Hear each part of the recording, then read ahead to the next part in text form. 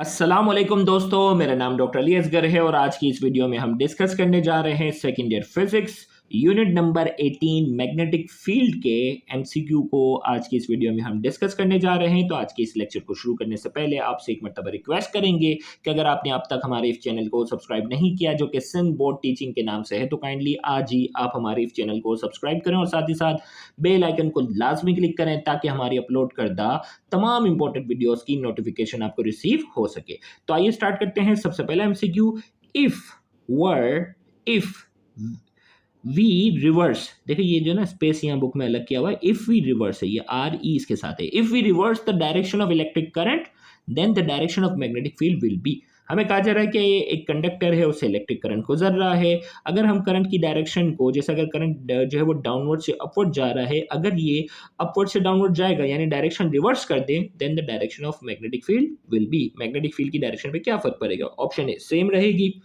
Option B वो भी reverse हो जाएगी, ऑप्शन सी में कहा जा रहा है टेंजेंट हो जाएगी और ऑप्शन डी में कहा जा रहा है वो नॉर्मल ही रहेगी।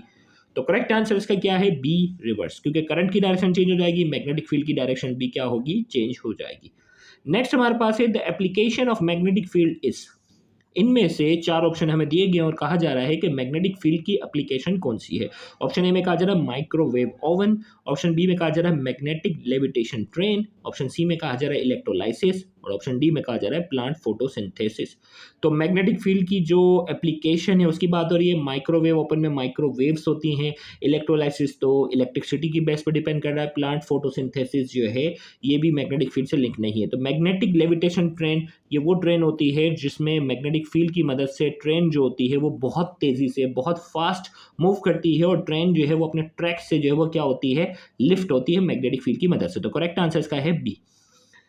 नेक्स्ट एमसीक्यू है the equation F equal to B I L can only be use if the magnetic field, length of conductor and electric current are.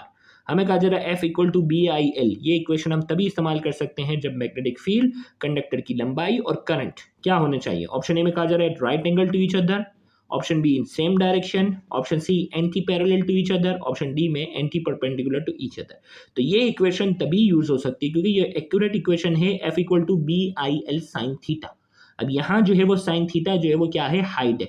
अब ये साइन थीटा को हमें करना है इक्वल टू वन करेंगे तो ही यहाँ क्या होगा? वो हाइट हो जाएगा। और तो यहाँ इसको साइन थीटा को 1 करने के लिए एंगल रखना होगा राइट एंगल। साइन 90 किसके बराबर होता है? 1 के। तो साइन 90 1 के बराबर है तो एक राइट एंगल 90 डिग्री के एंगल पर होगा, तभी ये इक्वेशन क्या होगी? यूज हो सकती है। Option A is the correct answer. Next MCQ हमारे पास है the charge on a particle is double and its velocity remain the same, then how the magnetic force on the particle will be। हमें कहा जा रहा है कि एक चार्ज पार्टिकल है, उसके ऊपर जो चार्ज है उसके मैग्नीट्यूड को हम डबल कर रहे हैं, उसकी वेलोसिटी जो है वो सेम रहती है, मैग्नेटिक फोर्स पे क्या फर्क पड़ेगा? तो फॉर्मूला हमारे पास क्या है? F बराबर है क्यू वी बी। क्या है? F बराबर क्यू वी बी। अब इनमें से किसी भी चीज़ को डबल करेंगे मैग्नेटिक फोर्स क्या हो जाएगी? डबल होगी। तो V सेम रहा, मैग्नेटिक फील्ड सेम रही, सिर्फ Q डबल हो गया। तो F और Q के दरमियान डायरेक्ट रिलेशन है, चार्ज डबल होगा तो मैग्नेटिक फोर्स भी क्या हो जाएगी? डबल हो जाएगी। Option A is the correct answer. Next हमारे पास है strength of magnetic field of solenoid can be increase by. हमें कहा जा रहा है कि अगर मैग्नेटिक फील्ड ऑफ सोलिनॉइड की स्ट्रेंथ हमें क्या करनी है? बढ़ानी है, तो हमें क्या करना होगा? तो यहाँ थोड़ा सा मैं यहाँ आपको फॉर्मूले से थोड़ा समझाता हूँ कि सोलिनॉइड जो है इसका फॉर्मूला हमारे पास है बी म्यू नॉट एन आई। अब ये क्या है? मीडियम को शो कर रहा है, हवा के अलावा कोई और मीडियम ले आओ, मैग्नेटिक फील्ड बढ़ जाएगी। ये number of turn per unit length है, नंबर ऑफ टन बढ़ाएंगे तो भी बढ़ जाएगी, करंट बढ़ाएंगे तो भी मैग्नेटिक फील्ड क्या होगी? बढ़ेगी। इन तीनों पर डिपेंडेंट है। इंक्रीजिंग नंबर ऑफ टन बिल्कुल ठीक है, डिक्रीजिंग नंबर ऑफ टन नहीं, इससे नहीं बढ़ेगी। Increasing the current through the solenoid, increase current करेंगे तो भी बढ़ जाएगी भाई। और डी में कहा जा रहा है inserting a ferromagnetic coil iron into the solenoid, यानी हवा के अलावा कोई और मीडियम लेकर आएंगे तो भी बढ़ेगी। तो यानी ये सवाल क्या होना चाहिए? Strength of magnetic field of solenoid can not be increase by, क्योंकि ऑप्शन ए की मदद से भी बढ़ जाती है, ऑप्शन सी की मदद से भी बढ़ जाएगी, ऑप्शन डी की मदद से भी बढ़ जाएगी। सिर्फ जो है वो कैन नॉट का ऑप्शन आएगा और आंसर हमारे पास क्या हो जाएगा? बी, क्योंकि ए सी और डी तीनों की मदद से मैग्नेटिक फील्ड जो सोलिनॉइड की है वो बढ़ जाएगी। तो करेक्ट आंसर हमारे पास क्या है? सवाल में सिर्फ करेक्शन कर लो, कैन नॉट बी, और करेक्ट आंसर क्या हो जाएगा? Decreasing number of turns. Next हमारे पास है the magnetic field inside along solenoid is, magnetic field की बात हो रही है, सोलिनॉइड के जो साइड इनसाइड जो होती है वो कैसी होती है, equal to zero, uniform, decreases as we go away from the centre to the surface, away से हम सेंटर पे जाएं, या इंक्रीज एज वी गो और टूवर्ड्स द सरफेस, सरफेस पर हम जाएंगे तो बढ़ेगी। तो ए बी सी, तो सोलिनॉइड के इनसाइड जो होती है वो मैग्नेटिक फील्ड जो होती है वो यूनिफॉर्म होती है, B is the correct answer. Equal to zero गलत है, सेंटर से सरफेस पे जाएं या जो है वो सरफेस की तरफ जा रहे हैं तो बढ़ेगी या कम होगी, ऐसा कुछ नहीं है, यूनिफॉर्म है। नेक्स्ट हमारे पास है the force between two current carrying conductor arises due to, दो कंडक्टर हैं उनसे क्या हो रहा है, करंट गुजर रहा है, दो कंडक्टर उससे क्या हो रहा है, करंट गुजर रहा है, उनके दरमियान जो फोर्स होगी वो किसकी वजह से होगी, magnetic effect of current, polarisation, electromagnetic induction या इलेक्ट्रोस्टैटिक इंटरेक्शन। तो करेक्ट आंसर क्या है कि दो कंडक्टर हैं उनसे करंट गुजर रहा है, उनके दरमियान जो फोर्स होगी वो मैग्नेटिक इफेक्ट ऑफ करंट की वजह से होगी, इज द करेक्ट आंसर।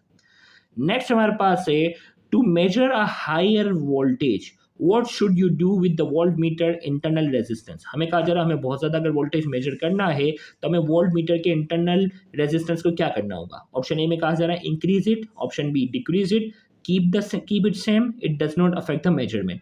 तो इसका करेक्ट आंसर हमारे पास क्या है कि अगर हमें हायर वोल्टेज मेजर करना है तो हमें वोल्ट मीटर के इंटरनल रेजिस्टेंस को क्या करना होगा, बढ़ाना होगा। याद रखिएगा वोल्ट मीटर का जो इंटरनल रेजिस्टेंस जितना ज़्यादा होगा वो उतना ज़्यादा वोल्टेज मेजर करेगा, और जब एम मीटर की बात करेंगे तो अपोजिट होगा, एम मीटर में शंट रेजिस्टेंस की वैल्यू जितनी कम होगी उसकी इफिशियंसी क्या होगी, उतनी ज़्यादा होगी।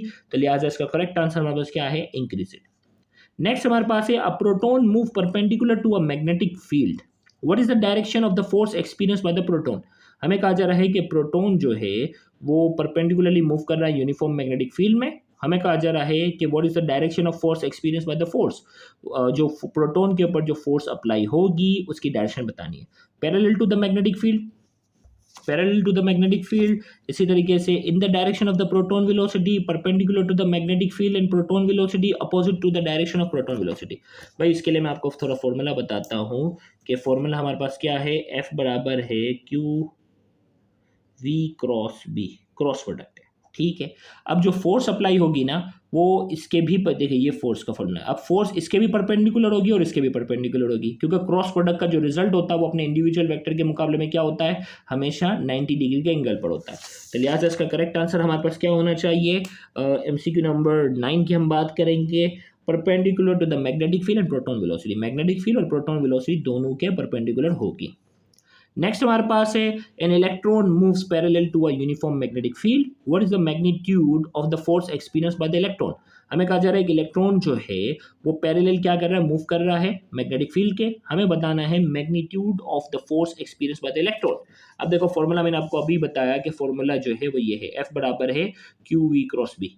अब पैरेलल अगर है देखें इसमें क्या है हमारे पास, क्रॉस हटाएंगे तो साइन थीटा आ जाएगा, क्यू वी भी साइन थीटा, और अगर पैरेलल है तो साइन जीरो की वैल्यू क्या आ जाएगी, जीरो, और फोर्स का आंसर भी क्या आ जाएगा, जीरो। देखो भाई ये हो जाएगा एफ बराबर है Q V B sine theta. अब यहाँ हमारे पास क्या है, पैरेलल है कि इसका मतलब एंगल क्या हो जाएगा, जीरो हो जाएगा, साइन जीरो जीरो के बराबर, ओवरऑल आंसर भी आ जाएगा जीरो।